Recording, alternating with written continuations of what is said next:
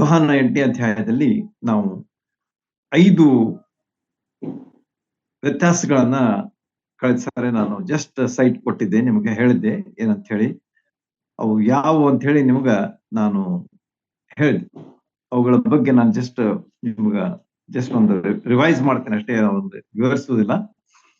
ಮೊದಲನೇದಾಗಿ ನಾವು ನೋಡಿದಂಥದ್ದು ಕೃಪೆ ಮತ್ತು ಧರ್ಮಶಾಸ್ತ್ರ. ಯೇಸು ಸ್ವಾಮಿಯವರು ಎಕ್ಸ್ಪ್ಲೇನ್ ಮಾಡಿದಂತಹ ಈ 5 ವ್ಯತ್ಯಾಸಗಳನ್ನ ತಿಳ್ಕೊಳ್ಬೇಕಾದದ್ದು ಬಹಳ ಅವಶ್ಯ ಅಂತ ಹೇಳಿ ನಾನು ಇವತ್ತು ಕಂಟಿನ್ಯೂ ಮಾಡ್ತಾ ಇದ್ದೆ. ಕಳೆದ ಸಾರಿ ನಿಮಗೆ ಮಧ್ಯದಲ್ಲಿ ಹೇಳಿದೆ, ಯಾಕಂದ್ರೆ ಸ್ವಾತಂತ್ರ್ಯ ದಿವಸ ಇದ್ದ ಕಾರಣ ನಾನು ಸ್ವಾತಂತ್ರ್ಯ ಮತ್ತು ಬಂಧನ ಅಥವಾ ದಾಸ್ಯತ್ವದ ಬಗ್ಗೆ ನಿಮಗೆ ಹೇಳಿದೆ. Out of 5 already 1 we have done. ಈಗ ಉಳಿದಂತಹ 4 ಯಾವುವು ಅಂತ ಹೇಳಿ ನಾನು ಜಸ್ಟ್ ನಿಮ್ಗೆ ಹೇಳ್ತೇನೆ. ಪ್ರತಿಯೊಂದು ವಾರ ನಾವು ಒಂದೊಂದಾಗಿ ನೋಡ್ತಾ ಅವುಗಳಲ್ಲಿರ್ತಕ್ಕಂಥ ವ್ಯತ್ಯಾಸವನ್ನ ಯೇಸು ಸ್ವಾಮಿ ಯಾವ ರೀತಿಯಾಗಿ ವಿವರಿಸಿದ್ದಾರೆ ಎಂಬುದನ್ನ ತಿಳ್ಕೊಳ್ಳಿಕ್ಕೆ ನಾವು ದೇವರಾತ್ಮನ ಸಹಾಯದಿಂದ ಪ್ರಯತ್ನ ಮಾಡೋಣ. ಕೃಪೆ ಮತ್ತು ಧರ್ಮಶಾಸ್ತ್ರ, ಇದರ ವ್ಯತ್ಯಾಸ ನಮಗೆ ಮೊದಲನೇದಾಗಿ ಕಂಡು ಬರುತ್ತೆ. ಎರಡನೇದಾಗಿ ಬೆಳಕು ಮತ್ತು ಕತ್ತಲೆ. 12ರಿಂದ 20 ವಚನಗಳನ್ನ ಓದುವಾಗ ಅಲ್ಲಿ ನಮಗ ಯೇಸು ಸ್ವಾಮಿಯವರು ಬೆಳಕು ಮತ್ತು ಕತ್ತಲೆಯ ನಡುವೆ ಇರತಕ್ಕಂತಹ ವ್ಯತ್ಯಾಸವನ್ನ ಸುಂದರವಾದ ರೀತಿಯಲ್ಲಿ ವಿವರಿಸ್ತಾರೆ. ಮೂರನೇ ಒಂದು ವ್ಯತ್ಯಾಸ ಜೀವನ ಮತ್ತು ಮರಣ. ಅದರ ಬಗ್ಗೆಯೂ ಸಹ ಯೇಸು ಸ್ವಾಮಿ 21ರಿಂದ 30 ವಚನಗಳಲ್ಲಿ ನಮಗೆ ತಿಳಿಸ್ತಾರೆ. ನಾಲ್ಕನೆಯದು ಸ್ವಾತಂತ್ರ್ಯ ಮತ್ತು ಗುಲಾಮಗಿರಿ ಅಥವಾ ದಾಸ್ಯತ್ವ. ಅದನ್ನ ನಾವು ಈಗಾಗಲೇ ನೋಡಿದ್ದೇವೆ, ಅದ ಕಾರಣ ಅದರ ಉಲ್ಲೇಖ ನಾನು ಮಾಡೋದಿಲ್ಲ. ಐದನೇದಾಗಿ ನಾವು ನೋಡುವಂಥದ್ದು ಯಾವುದು, ಅದೇ ಒಂದೇ ಅಧ್ಯಾಯದಲ್ಲಿ ಇರ್ತಕ್ಕಂಥ 59 ವಚನಗಳಲ್ಲಿ ಈ 5 ಅಂಶಗಳನ್ನ ಯೇಸು ಸ್ವಾಮಿ ನಮಗ ಸ್ಪಷ್ಟೀಕರಿಸಿದ್ದಾರೆ. ಗೌರವ ಮತ್ತು ಅಗೌರವ, ಈ 5 ವ್ಯತ್ಯಾಸಗಳನ್ನ ಯೇಸು ಸ್ವಾಮಿಯವರೇ ನಮಗ ವಿವರಿಸಿದ್ದಾರೆ ದೇವರ ವಾಕ್ಯದ ಮೂಲಕವಾಗಿ. ಆದ ಕಾರಣ ನಾವು ಇವತ್ತು ಮೊದಲೇ ಒಂದು ವ್ಯತ್ಯಾಸವನ್ನ 1ರಿಂದ 12 ವಚನಗಳಲ್ಲಿ ಬರ್ತಕ್ಕಂಥದ್ದನ್ನ ನಾವು ದೇವರಾತ್ಮನ ಸಹಾಯದಿಂದ ಕಲಿತುಕೊಳ್ಳಿಕ್ಕೆ ಪ್ರಯತ್ನ ಮಾಡೋಣ. ಇಲ್ಲಿ ನಮಗ ಮೊದಲೇ ಒಂದು ವಚನದಲ್ಲಿ ಬಹಳ ಒಂದು ವಿಶೇಷವಾದಂತಹ ಅಂಶ ನಮಗ ಕಂಡು ಬರ್ತದೆ. ಎಲ್ಲರೂ ತಮ್ಮ ತಮ್ಮ ಮನೆಗಳಿಗೆ ಹೋದ್ರು. ಯೇಸು ಸ್ವಾಮಿಯ ಸೇವೆ ಅಂದ್ರೆ ಹೀಗಿತ್ತು. ಜನ ಬರ್ತಾ ಇದ್ರು, ದೇವ್ರ ವಾಕ್ಯ ಕೇಳ್ತಾ ಇದ್ರು, ಆಮೇಲೆ ತಮ್ಮ ತಮ್ಮ ಮನೆಗಳಿಗೆ ಹೋಗ್ತಾ ಇದ್ರು. ಆದ್ರೆ ನಾವು ಯೇಸು ಸ್ವಾಮಿಯ ಬಗ್ಗೆ ಏನಾಯ್ತು ಅಂತ ಹೇಳಿ ಅದೇ ಮೊದಲೇ ವಚನದ 2ನೇ ಭಾಗದಲ್ಲಿ ನಮಗ ಅದು ತಿಳಿಸಲ್ಪಟ್ಟಿದೆ. ಯೇಸು ಎಣ್ಣೆ ಮರಗಳ ಗುಡ್ಡಕ್ಕೆ ಹೋದನು. ನೋಡ್ರಿ, ಎಲ್ಲಾರು ತಮ್ಮ ತಮ್ಮ ಮನೆಗಳಿಗೆ ಹೋದ್ರು, ಆದ್ರೆ ಯೇಸು ಸ್ವಾಮಿ ಎಲ್ಲಿ ಹೋದ್ರು ಅಂತಂದ್ರೆ ಎಣ್ಣೆ ಮರಗಳ ಗುಡ್ಡಕ್ಕೆ ಹೋದ್ರು ಅಂತ ಹೇಳಿ ನಮಗ ಇಲ್ಲಿ ತಿಳಿಸಲ್ಪಟ್ಟಿದೆ. ಯೇಸು ಸ್ವಾಮಿಯವರಿಗೆ ಹೇಳಿದಂತಹ ಮಾತು ನಮಗೆ ನೆನಪಾಗ್ತದೆ. ಅದ್ಯಾವುದು ಅಂತಂದ್ರೆ ಮತ್ತಾಯನ ಸುವಾರ್ತೆಯಲ್ಲಿ ಅವರು ಒಂದು ಮಾತು ಹೇಳಿದ್ದಾರೆ. ಅದು ನಮಗ ಈ ಒಂದು ಸಂದರ್ಭದಲ್ಲಿ ಅದನ್ನ ನಾನು ಓದುವುದು ಸಮಂಜಸ ಅಂತ ಅನಿಸ್ತದೆ.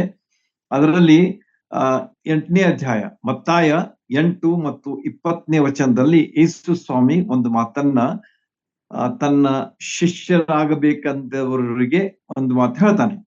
ನೋಡ್ರಿ, ಅದನ್ನು ಓದೋಣ. ಯೇಸು ಅವನಿಗೆ, ನರಿಗಳಿಗೆ ಗುದ್ದುಗಳಿವೆ, ಆಕಾಶದಲ್ಲಿ ಹಾರಾಡುವ ಹಕ್ಕಿಗಳಿಗೆ ಗೂಡುಗಳಿವೆ, ಆದರೆ ಮನುಷ್ಯ ಕುಮಾರನಿಗೆ ತಲೆ ಇಡುವಷ್ಟು ಸ್ಥಳವೂ ಇಲ್ಲ ಎಂದು ಹೇಳಿದನು ಅಂತ ಹೇಳಿ ನಮಗ ಮತ್ತಾಯನ ಸುವಾರ್ತೆ 8ನೇ ಅಧ್ಯಾಯ 20ನೇ ವಚನದಲ್ಲಿ ಯೇಸು ಸ್ವಾಮಿ ಸ್ಪಷ್ಟವಾಗಿ ತಿಳಿಸಿದ್ದಾರೆ. ಅವರಿಗೆ ತಲೆ ಇಡುವಷ್ಟು ಸ್ಥಳವೂ ಇಲ್ಲ. ಅವ್ರು ಎಲ್ಲಿ ಹೋಗ್ತಾ ಇದ್ದಾರೆ ಅಂತ, they are going to a public place. ಎಣ್ಣೆ ಮರಗಳ ಗುಡ್ಡ, it was not a private property, it was a public place.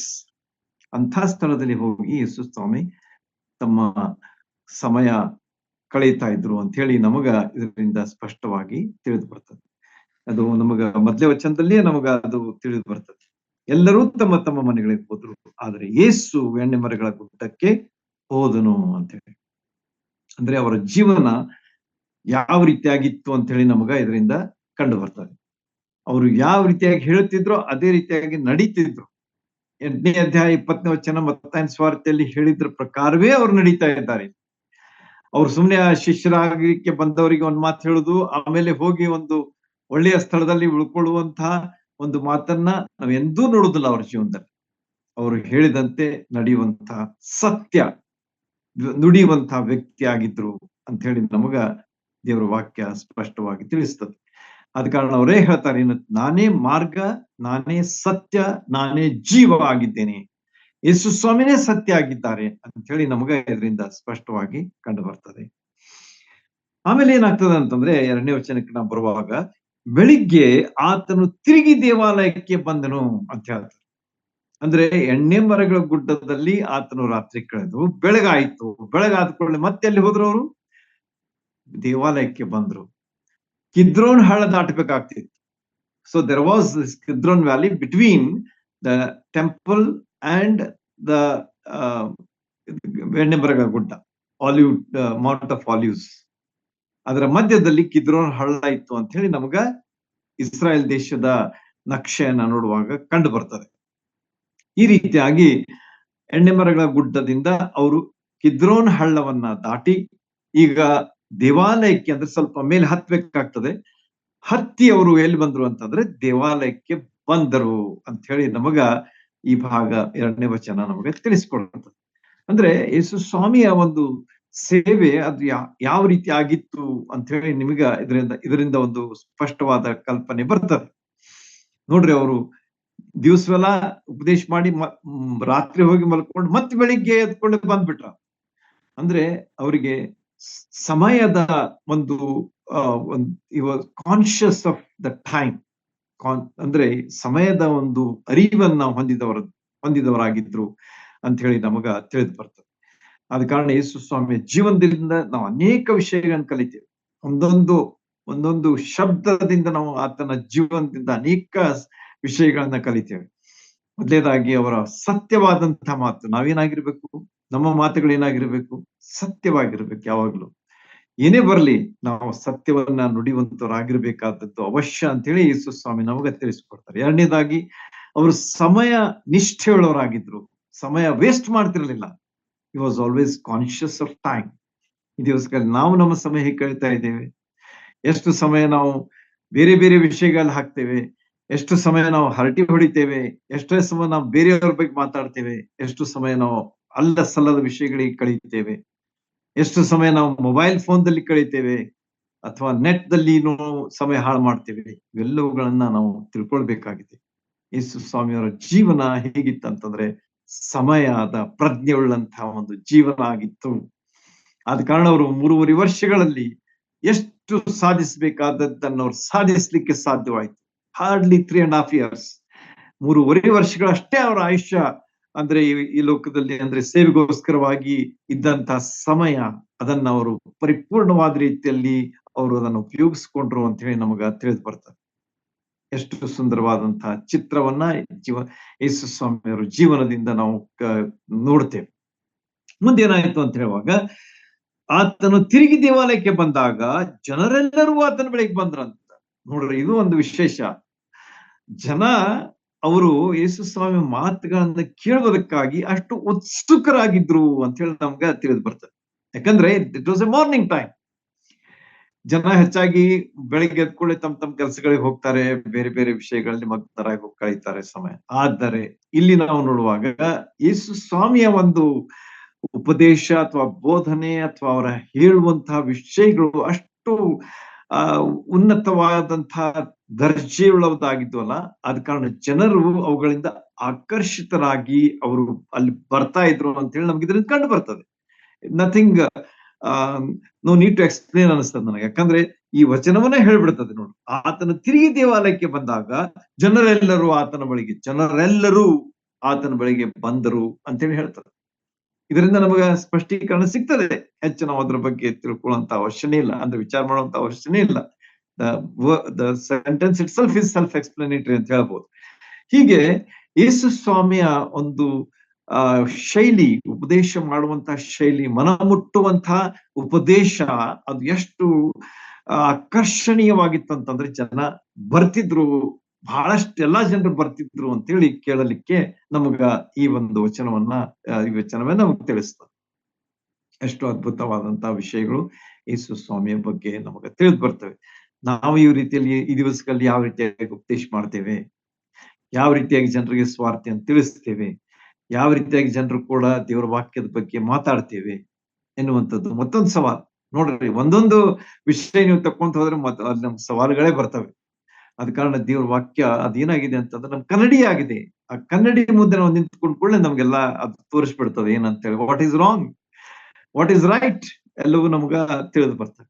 ದೇವ್ರ ವಾಕ್ಯದ ಒಂದು ಧ್ಯಾನ, ದೇವ್ರ ವಾಕ್ಯ ಓದುವಂಥದ್ದು, ದೇವ್ರ ವಾಕ್ಯವನ್ನ ಹೇಳುವಂಥದ್ದು, ದೇವ್ರ ವಾಕ್ಯ ಸಾಕ್ಷಿ ಕೊಡುವಂಥದ್ದು, ಎಲ್ಲಾ ವಿಷಯಗಳಲ್ಲಿ ನಾವು ಪರಿಣಿತರಾಗಬೇಕಾದದ್ದು, ಸಮಯ ಕಳೆಯುವಂತವರಾಗಬೇಕಾದದ್ದು ಇದರಿಂದ ನಮಗ ತಿಳಿದು ಬರುವಂತಹ ಒಂದು ವಿಷಯ ಅಂತ ಹೇಳಿ ನಮಗ ಈ ಈ ಒಂದು ಭಾಗ ನಮಗ ತಿಳಿಸ್ಕೊಡ್ತದೆ.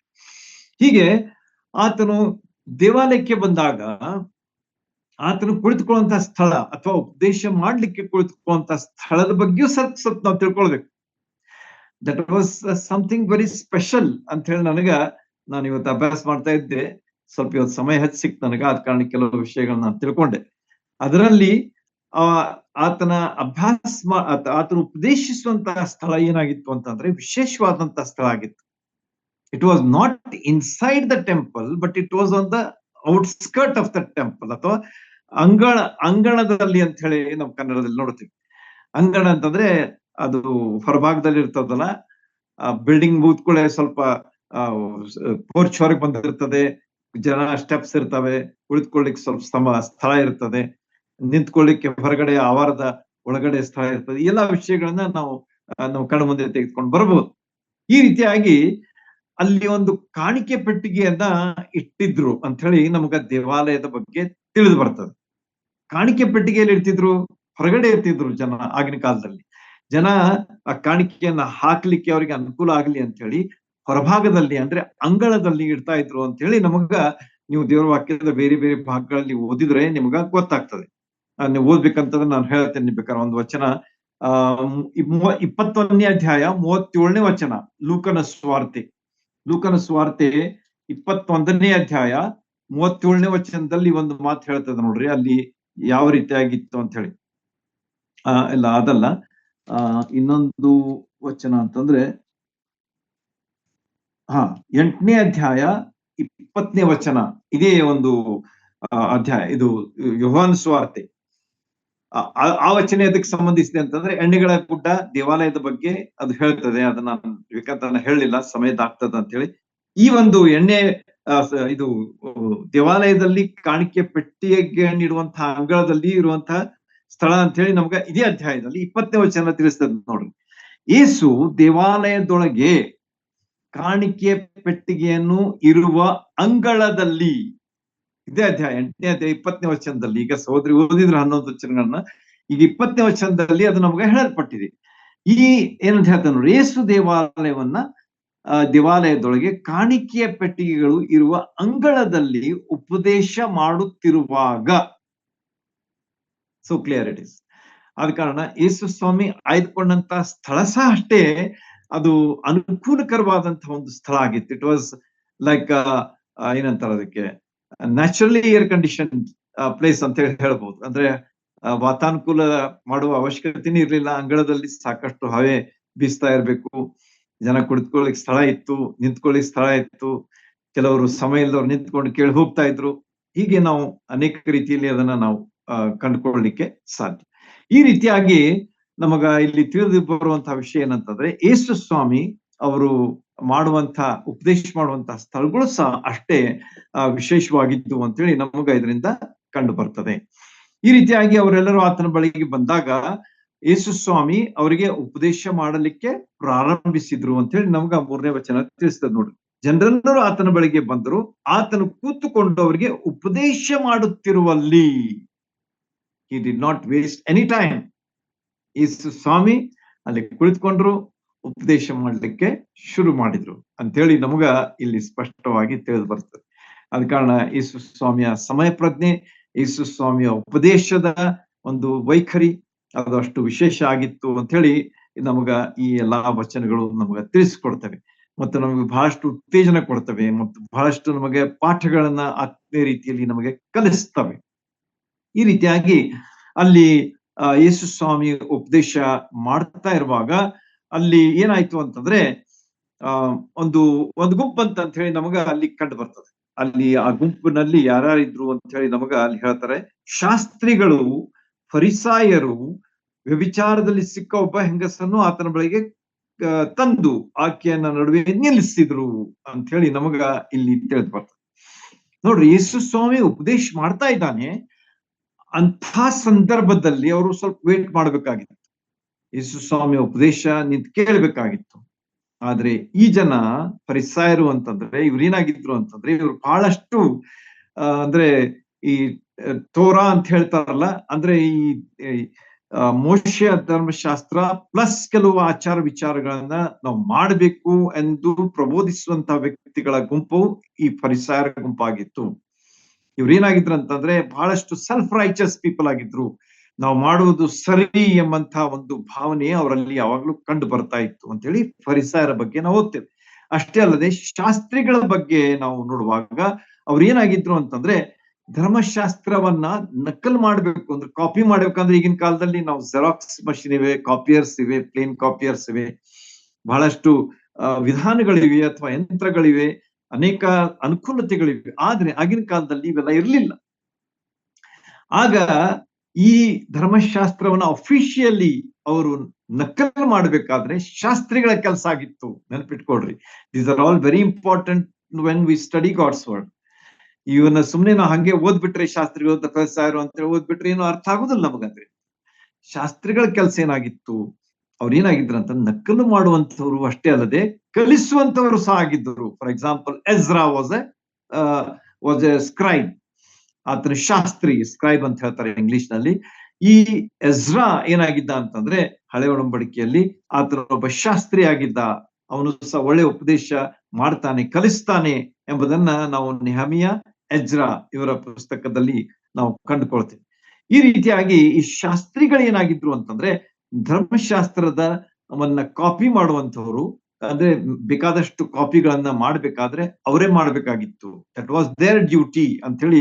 ಯಾವ ರೀತಿಯಾಗಿ ಯಾಜಕರು ಯಜ್ಞ ಅರ್ಪಿಸ್ತಿದ್ರು, ಲೇವಿಯರು ಯಜ್ಞ ಅರ್ಪಿಸ್ತಿದ್ರು, ಅದೇ ರೀತಿಯಾಗಿ ಅಂದ್ರೆ ಗುಡಾದರ ಕೆಲಸಗಳನ್ನ ಮಾಡ್ತಾ ಇದ್ರು. ಅದೇ ರೀತಿಯಾಗಿ ಶಾಸ್ತ್ರಿಗಳು ನಕಲು ಮಾಡುವಂತ ಕೆಲಸ ಮಾಡ್ತಾ ಇದ್ರು. ಅಷ್ಟೇ ಅಲ್ಲದೆ ಧರ್ಮಶಾಸ್ತ್ರವನ್ನ ಬೋಧಿಸುವಂತವರಾಗಿದ್ರು, ಕಲಿಸುವಂತವರಾಗಿದ್ರು ಅಂತ ಹೇಳಿ ಅವ್ರ ಬಗ್ಗೆ ನಾವು ದೇವರ ವಾಕ್ಯದಿಂದ ಕಂಡುಕೊಳ್ತೇವೆ. ಈ ರೀತಿಯಲ್ಲಿ ಅವರು ಈ ಎರಡು ಗುಂಪಿನವರು ಅಲ್ಲಿ ಒಬ್ಬ ಸ್ತ್ರೀಯನ್ನು ಕರ್ಕೊಂಡು ಬರೋದಕ್ಕೆ ಕಾರಣ ಏನು ಅಂತ ಹೇಳಿ ನಾವು ಸ್ವಲ್ಪ ತಿಳ್ಕೊಳ್ಬೇಕು. ಆಮೇಲೆ ಅದರ ಮುಂದಿನ ಅಭ್ಯಾಸ ನಮಗೆ ಸಹಜ ತಿಳಿದು ಬರ್ತದೆ. ಅವರ ಒಂದು ವಿಚಾರ ಏನಿತ್ತಂತಂದ್ರೆ ಯೇಸು ಸ್ವಾಮಿಯನ್ನ ಹೇಗಾದ್ರೂ ಮಾಡಿ ಬಲೆ ಬೀಸಿ ಅವ್ರನ್ನ ಹಿಡಿಬೇಕು, ಅಂದ್ರೆ ಅವ್ರ ಮಾತಿನಲ್ಲಿ ಸಿಕ್ಕಿಸ್ಬೇಕು ಮತ್ತು ಅವ್ರು ಹೇಳಿದ್ದು ತಪ್ಪು ಅಂತ ಹೇಳಿ ನಾವು ಸಾಧಿಸ್ಬೇಕು. ಈ ರೀತಿಯಾಗಿ ಅವರನ್ನು ನಾವು ಬಂಧಿಸ್ಲಿಕ್ಕೆ ಸಾಧ್ಯವಾಗ್ತದೆ. ಅಂದ್ರೆ ಇವನು ಸುಳ್ಳು ಹೇಳ್ತಾ ಇದ್ದಾನೆ ಅಥವಾ ತಪ್ಪು ಬೋಧನೆ ಮಾಡ್ತಾ ಇದ್ದಾನೆ ಅಥವಾ ಧರ್ಮಶಾಸ್ತ್ರಕ್ಕೆ ವಿರೋಧವಾಗಿ ಹೇಳ್ತಾ ಇದ್ದಾನೆ ಎನ್ನುವಂತಹ ಅನೇಕ ವಿಷಯಗಳನ್ನ ಅವರು ತಮ್ಮ ಅಜೆಂಡಾ ಅಂತ ಹೇಳ್ತಾರಲ್ಲ, ಅಂದ್ರೆ ತಮ್ಮ ಒಂದು ಕಾರ್ಯದ ಒಂದು ಉದ್ದೇಶ ಮಾಡಿಕೊಂಡು ಅಲ್ಲಿ ಅವರು ಏನ್ ಮಾಡಿದ್ರು ಅಂದ್ರೆ ಬಂದಾಗ ಸುಮ್ನೆ ಬರ್ಲಿಲ್ಲ, ಆದ್ರೆ ಒಬ್ಬ ಸ್ತ್ರೀಯನ್ನ ಕರ್ಕೊಂಡು ಬರ್ತಾರೆ. ಆಮೇಲೆ ನೀವು ಈಗಾಗಲೇ ಅದ್ರ ಬಗ್ಗೆ ಓದಿದ್ದೀರಿ. ಅಲ್ಲಿ ಅವ್ರು ಏನ್ ಮಾಡ್ತಾರೆ ಅಂತಂದ್ರೆ ಆಕೆಯನ್ನು ಕರ್ಕೊಂಡು ಬಂದು ಹಿಂಗ ಆಕೆಯ ವಿಷಯವಾಗಿ, ಅಂದ್ರೆ that was like A case. ನಾವೊಂದು ಪ್ರಕರಣ ಅಂತ ಹೇಳ್ತೀವಲ್ಲ, ಯಾವುದೇ ಒಂದು ಇಂತ ಘಟನೆಗಳಾದ್ರೆ ನಾವೇನ್ ಹೇಳ್ತೇವೆ, ಕೇಸ್ ಬಂತು ನೋಡ್ರಿ ಅಂತ ಹೇಳ್ತೇವೆ. ಹಾಸ್ಪಿಟಲ್ ನಲ್ಲಿ ಹೋದ್ರೆ ಅಲ್ಲಿಯೂ ಕೇಸ್ ಬಂತು ಅಂತ ಹೇಳ್ತಾರೆ, ಕೋರ್ಟ್ ನಲ್ಲಿ ಹೋದ್ರೆ ಅಲ್ಲಿಯೂ ಒಂದು ಕೇಸ್ ಬಂತು ಅಂತ ಹೇಳ್ತಾರೆ. ಅಂದ್ರೆ ದೀಸ್ ಆರ್ ಆಲ್ ದ ಪ್ರಕರಣಗಳು ಅಂತ ಹೇಳಿ ಹೇಳ್ಬೋದು. ಇಲ್ಲಿಯೂ ಸಹ ಅಂತ ಒಂದು ಪ್ರಕರಣ ನಮ್ಮ ಮುಂದೆ ಕಂಡು ಬರ್ತಾ ಇದೆ. ಆ ಪ್ರಕರಣ ಏನಾಗಿತ್ತು ಅಂತಂದ್ರೆ ಸ್ವಲ್ಪ ಕಾಂಪ್ಲಿಕೇಟೆಡ್ ಆಗಿತ್ತು ಅದು. ಅಂದ್ರೆ ಯೇಸು ಸ್ವಾಮಿಯನ್ನ ಸಿಗಿಸ್ಬೇಕು ಮಾತಿನಲ್ಲಿ ಎಂಬುದಾಗಿ ಅವರ ಒಂದು ಧೋರಣೆಯಿಂದ ಅವರು ಈ ಒಬ್ಬ ಸ್ತ್ರೀಯನ್ನ ಅವರು ಕರ್ಕೊಂಡು ಬಂದ್ರು ಅಂತ ಹೇಳಿ ನಮ್ಗ ಇಲ್ಲಿ ಕಂಡು ಬರ್ತದೆ. ಈ ಬಲೆಯಲ್ಲಿ, ಈ ಒಂದು ಕೇಸ್ನಲ್ಲಿ ನಾವು ಸಿಗಿಸ್ಬಿಡ್ಬೇಕು ಯೇಸು ಸ್ವಾಮಿಯನ್ನ, ತಪ್ಪಿನಲ್ಲಿ ಸಿಗಿಸ್ಬಿಡ್ಬೇಕು ಎನ್ನುವಂತಹ ಒಂದು ಗುರಿಯನ್ನಿಟ್ಕೊಂಡು ಅವರು ಬಂದ್ರು ಅಂತ ಹೇಳಿ ನಮಗ ಅಲ್ಲಿ ತಿಳಿದು ಬರ್ತದೆ. ಹಾಗಾದ್ರೆ ಏನಾಯ್ತು ಅಂತ ಸ್ವಲ್ಪ ನೋಡೋಣ. ಅವ್ರು ಬಂದು ಆಕೆಯನ್ನ ನಡುವೆ ನಿಲ್ಲಿಸ್ತಾರೆ. ನೋಡ್ರಿ, ಅಂತ ಒಂದು ಸಂಗತಿಗಳು ಇಲ್ಲಿ ನಡೀತಾ ಇವೆ. ಅದ ಕಾರಣ ನಾನು ಹೇಳಿದಲ್ಲ, the importance of the place that the Lord Jesus Christ use to preach. Yesu Swami ಬೋಧಿಸ್ಲಿಕ್ಕೆ, ಉಪದೇಶಿಸ್ಲಿಕ್ಕೆ ಉಪಯೋಗಿಸುವಂತ ಸ್ಥಳ ಏನಾಗಿತ್ತು ಅಂತಂದ್ರೆ ಅಷ್ಟೇ ವಿಶೇಷವಾಗಿತ್ತು. ಅಂದ್ರೆ ಅದು ದೇವಾಲಯದ ಒಳಗಡೆ ಇದ್ರೆ ಅದನ್ನ ಆಕೆಯನ್ನು ಅವ್ರ ಒಳಗೆ ಕರ್ಕೊಂಡು ಹೋಗ್ಲಿಕ್ಕೆ ಆಗ್ತಿರ್ಲಿಲ್ಲ. ಯಾಕಂದ್ರೆ ಅದು ಒಂದು ಪರಿಶುದ್ಧವಾದಂತಹ ಸ್ಥಳ ಆದ ಕಾರಣ ಅಲ್ಲಿ ಒಳಗೆ ಹೋಗ್ಲಿಕ್ಕೆ ಆಗ್ತಿರ್ಲಿಲ್ಲ. ಆದ್ರೆ ಅಂಗಳದಲ್ಲಿ ಇದ್ದ ಕಾರಣ ಅವ್ರೇನ್ ಮಾಡಿದ್ರು ಅಂತಂದ್ರೆ ಆಕೆಯನ್ನ ಕರ್ಕೊಂಡು ಬಂದ್ರು ಅಂತ ಹೇಳಿ ನಮಗ ಅಲ್ಲಿ ಕಂಡು ಬರ್ತದೆ. ಆಕೆ ಅಲ್ಲಿ ಬಂದ ಮೇಲೆ ಅಲ್ಲಿ ಏನಾಯ್ತು ಅಂತಂದ್ರೆ ಆಕೆ ಮಧ್ಯದಲ್ಲಿ ನಿಲ್ಲಿಸ್ತಾರೆ ಅವ್ರು. ಜನ ಕುಳಿತುಕೊಂಡಿದ್ದಾರೆ, ಜನ ನಿಂತ್ಕೊಂಡಿದ್ದಾರೆ, ಅಲ್ಲಿ ಜನ ಯೇಸು ಸ್ವಾಮಿ ಬೋಧನೆ ಮಾಡ್ತಾ ಇದ್ದಾರೆ, ಉಪದೇಶ ಮಾಡ್ತಾ ಇದ್ದಾರೆ. ಈಕೆಯನ್ನ ಅವರು ತಂದು ಮಧ್ಯದಲ್ಲಿ ನಿಲ್ಲಿಸಿ ಆಕೆಯ ಮೇಲೆ ಅವರು ಏನ್ ಹೇಳ್ತಾ ಇದ್ದಾರೆ, ದೂರ್ ಕೊಡ್ತಾ ಇದ್ದಾರೆ. They are accusing her of the sin that she had committed, offense that she had committed ಎಂಬುದಾಗಿ ನಮ್ಗೆ ಇಲ್ಲಿ ಕಂಡು ಬರ್ತದೆ. ಆಗ ಏನಾಯ್ತು ನೋಡ್ರಿ, ಆಕೆ ಆ ಹೆಂಗಸು ವಿಚಾರ ಮಾಡ್ತಾರೆ, ಸಿಕ್ಕಿದಳು. ಇಂಥವರನ್ನ ಕಲ್ಲೆಸೆದು ಕೊಲ್ಲಬೇಕೆಂದು ಮೋಶೆ ಧರ್ಮಶಾಸ್ತ್ರದಲ್ಲಿ ನಮಗೆ ಅಪ್ಪಣೆ ಕೊಟ್ಟಿದ್ದಾನೆ. ಮೋಶೆ ಧರ್ಮಶಾಸ್ತ್ರದ ಬಗ್ಗೆ ಸ್ವಾಮಿ ಕೂಡ ಅವ್ರು ಮಾತಾಡ್ಲಿಕ್ಕೆ ಶುರು ಮಾಡಿದ್ರು. ಏನಂತೇಳಿ ನೋಡು, ಇವಾಗ ಇಂತ ವ್ಯಕ್ತಿ ನಮ್ಮ ಮುಂದೆ ಈಗ ಸಿಕ್ಕಾಳೆ, ಅದ ಕಾರಣಕ್ಕೆ ಈಗ ನಾವು ಕಲ್ಲು ಹಾಕಿ ಕೊಲ್ಲಬೇಕಂತ ಹೇಳ್ತೇವೆ. ಆದ್ರೆ ಕೊಲ್ಲೋದಕ್ಕಿಂತ ಮುಂಚೆ ನಿನ್ನ ಒಂದು ಒಪಿನಿಯನ್ ನಾವು ಕೇಳ್ತೇವೆ. ಬಿಕಾಸ್ ಯು ಆರ್ ನೀನು ಸಹ ಉಪದೇಶಕನಾಗಿದ್ದಿ, ನೀನು ಸಹ ಬೋಧಕನಾಗಿದ್ದಿ, ಅದ ಕಾರಣ ನಮಗ ಇದರ ಬಗ್ಗೆ ನೀನು ಹೇಳು ಅಂತ ಹೇಳಿ ಯೇಸು ಸ್ವಾಮಿಯನ್ನ ಅವರು ಕೇಳ್ತಾ ಇದ್ರು. ನಿಜವಾಗಿ ನಾವು ನೋಡ್ಬೇಕಾದ್ರೆ ಯಾಜಕ ಕಾಂಡ 20ನೇ ಅಧ್ಯಾಯ 10ನೇ ವಚನ ನೋಟ್ ಮಾಡ್ಕೊಡ್ರಿ, ನಾನು ಓದುದಿಲ್ಲ, ಸಮಯ ಇಲ್ಲ ಅಂತ ಹೇಳಿ ಜಸ್ಟ್ ಹೇಳ್ತೇನೆ. ಯಾಜಕ ಕಾಂಡ 20ನೇ ಅಧ್ಯಾಯ 10ನೇ ವಚನ, ಆಮೇಲೆ ಧರ್ಮೋಪದೇಶ ಕಾಂಡ 22ನೇ ಅಧ್ಯಾಯ 22ನೇ ವಚನ, 22 ಈಸಿ ಟು ರಿಮೆಂಬರ್. ಲೆವಿಟಿಕಸ್ 20:10 ಈ ರೀತಿಯಾಗಿ 2 ವಚನಗಳನ್ನ ನೀವು ಓದಿದ್ರೆ ಅಲ್ಲಿ ಏನ್ ಬರ್ದದ ಅಂತಂದ್ರೆ, ಯಾರಾದ್ರೂ ವ್ಯಭಿಚಾರ ಮಾಡುವಂತಹ ಇದಕ್ಕೆ ಅಪರಾಧದಲ್ಲಿ ಸಿಕ್ಕರೆ ಅವರಿಬ್ಬರಿಗೂ ಏನಾಗಬೇಕು ಅಂತಂದ್ರೆ ಮರಣದಂಡನೆ ಆಗ್ಬೇಕು ಅಂತದೆ. The rule is there, the law is there. ಏನಂತ ಹೇಳಿ ಇಬ್ಬರಿಗೂ ಶಿಕ್ಷೆ ಆಗ್ಬೇಕು. ಆದ್ರೆ ಇವ್ರೇನ್ ಮಾಡ್ತಾ ಇದ್ದಾರೆ ಅಂತಂದ್ರೆ, ಆ ಮನುಷ್ಯನನ್ನ ಬಿಟ್ಬಿಟ್ಟಾರೆ.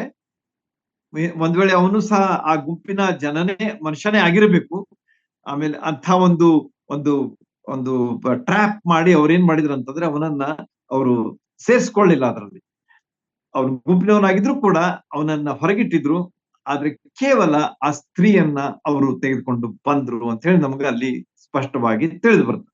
ಅಂದ್ರೆ ಅವರ ಒಂದು ಉದ್ದೇಶ ಸ್ಪಷ್ಟವಾಗಿತ್ತು. ಏನಂತೇಳಿ, ಸ್ತ್ರೀಗಷ್ಟೇ ನಾವು ಶಿಕ್ಷೆ ಕೊಡಿಸ್ಬೇಕು, ಹೊರತು ಪುರುಷನಿಗೆ ಶಿಕ್ಷೆ ನಾವು ಕೊಡಿಸಬಾರದು ಎಂಬಂತಹ ಒಂದು ಮನಸ್ಸು ಅವರಲ್ಲಿ ಇತ್ತು ಅಂತ ಹೇಳಿ ನಮಗೆ ಸ್ಪಷ್ಟವಾಗಿ ತಿಳಿದು ಬರ್ತದೆ. ಆದ್ರೆ ದೇವ್ರ ವಾಕ್ಯ ಏನ್ ಹೇಳ್ತಾ ಇತ್ತು? ಯಾಜಕಾಂಡ 20:10ರಲ್ಲಿ, ಧರ್ಮೋಪದೇಶ ಕಾಂಡ 22:22ರಲ್ಲಿ ಏನ್ ಹೇಳ್ತದೆ? ಇಬ್ಬರಿಗೂ ಶಿಕ್ಷೆ ಆಗ್ಬೇಕು.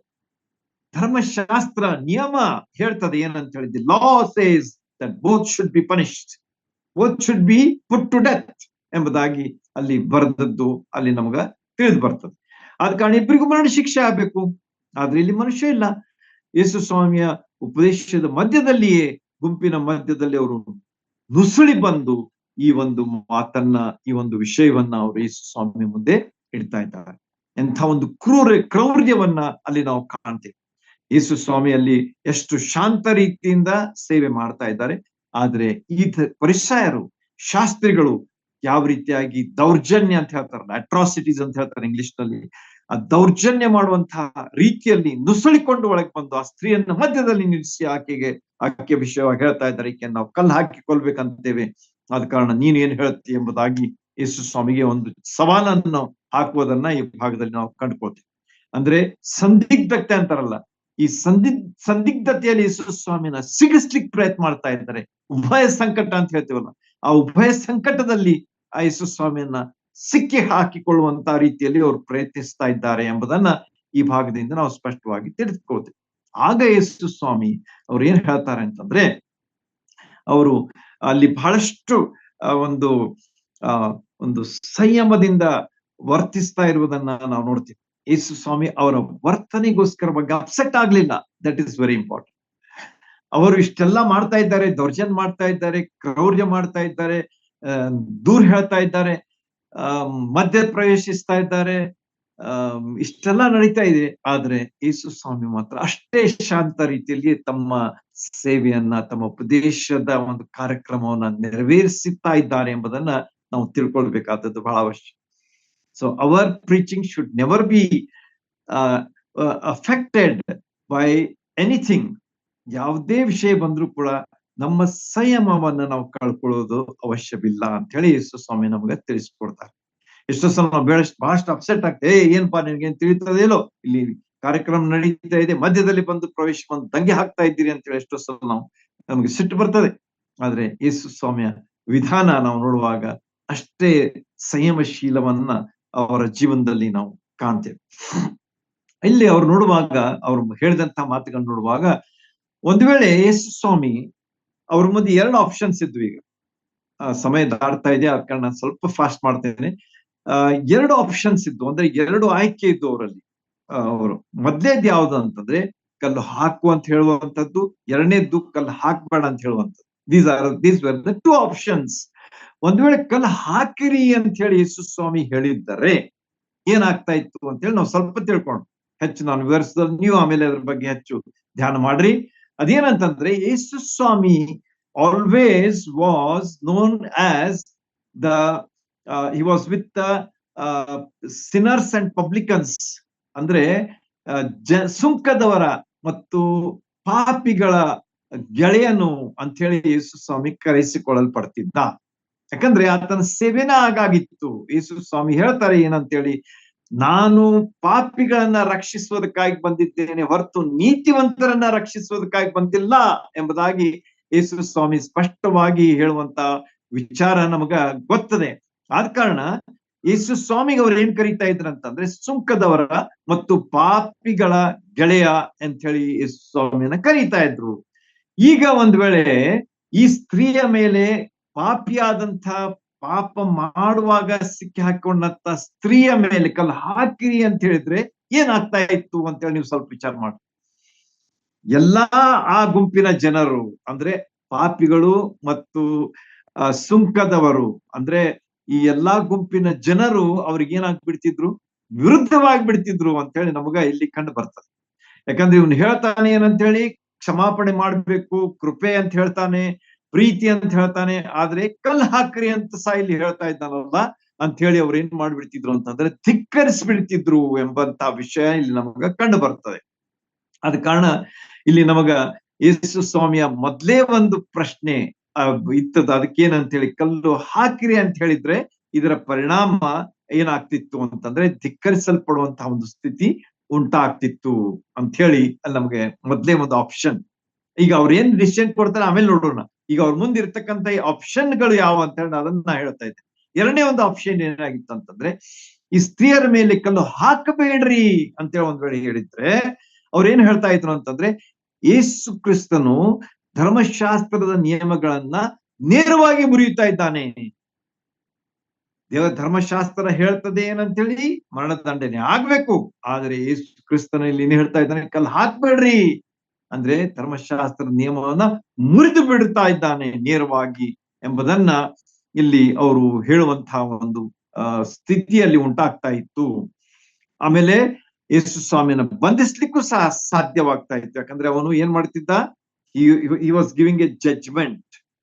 ಈ ಒಂದು ನ್ಯಾಯವನ್ನು ಕೊಡುವಂತಹ ಒಂದು ವಿಷಯವನ್ನ ಯೇಸು ಸ್ವಾಮಿ ಮಾಡಿದ ಅಂತ ಹೇಳಿ ಅವನನ್ನ ಬಂಧಿಸ್ಲಿಕ್ಕೆ ಅವರು ಯಾವಾಗ್ಲೂ ಪ್ರಯತ್ನ ಮಾಡುವಂತ ಸಿದ್ಧತೆಯಿಂದ ಅವ್ರು ಬಂದಿದ್ರು ಅಂತ ಹೇಳಿ ನಮ್ಗೆ ಗೊತ್ತಾಗ್ತದೆ. 2 ವಿಷಯಗಳಿವೆ, ಧರ್ಮಶಾಸ್ತ್ರ ಮುರಿಯುವಂಥದ್ದು, ಎರಡನೇದಾಗಿ ಈ ಒಂದು ನಿರ್ಣಯ ಕೊಡುವಂಥದ್ದಂತಂದ್ರೆ that was in the hands of the Roman government.